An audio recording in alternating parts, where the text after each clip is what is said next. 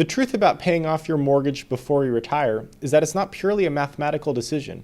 And after working with many retirees and taking them through this decision process, we can see how it has genuinely changed their lives for the better. But before you make this decision, we're going to cover the advantages, disadvantages, and what truly drives a retiree to decide if they should pay off their mortgage before heading into retirement. Hey there, it's Alex and Matt from 1 Degree Advisors, and we help you gain confidence in your retirement. So Matt, there's been a fundamental shift in the housing and the mortgage market, right? So a couple years ago, nearly everyone and their brother was refinancing their mortgage. And so now a lot of homeowners are sitting on a very attractive low interest rate mortgage. And with their portfolios falling so far this year, a lot of people are wondering, well, do I continue to keep my low interest rate mortgage because it looks really attractive? Or do I pay off the mortgage? It doesn't look as attractive nowadays. So now we're going to go through the advantages, the disadvantages, and then we're going to wrap up with ultimately like the main driver for why retirees make this decision. Yeah, and let's talk about two advantages that we commonly see. So number one is reduce monthly expenses. Being debt-free in retirement is pretty liberating. You don't have that monthly obligation to pay your mortgage. Number two is the savings on interest payments. And let's take a look at an example here from Ramsey.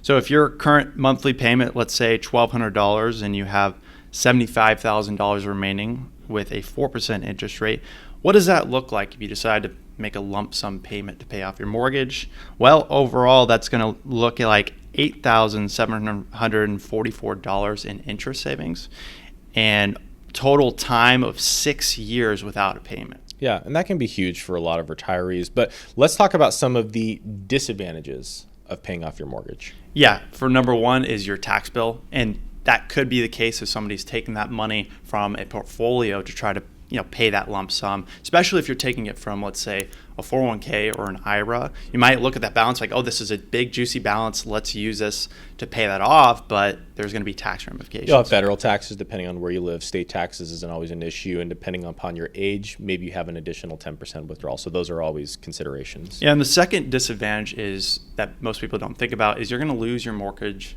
interest deduction. Now, this is mainly an effect and disadvantage for those people that are itemizing their deductions. Now, with the Tax Cuts and Jobs Act, less people are itemizing, so that's less of an effect, but we don't know. Tax law constantly changes. Could change, and maybe that standard deduction gets lower in the future, and maybe more people itemize again.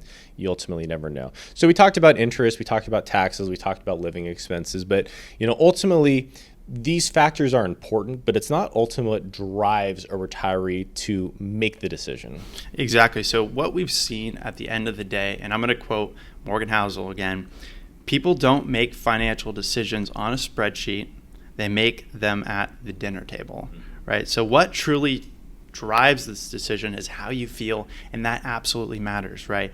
So yes, understand the math of it. Understand the taxes, what you might lose, what you might gain. But if you feel good about it and it ultimately leads to a higher standard of living, I don't think it's bad.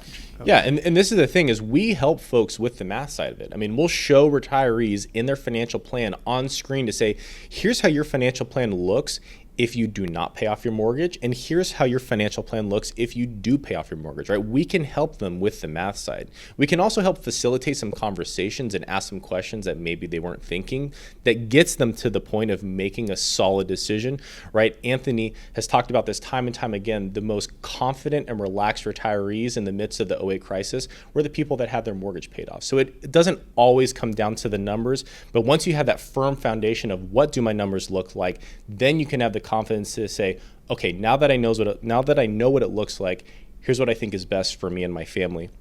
But let's say retirees are sitting on a bunch of cash right now. They don't know what to do with it. We recently made a video of where folks, and especially retirees, should be parking their cash for a higher interest rate in this environment.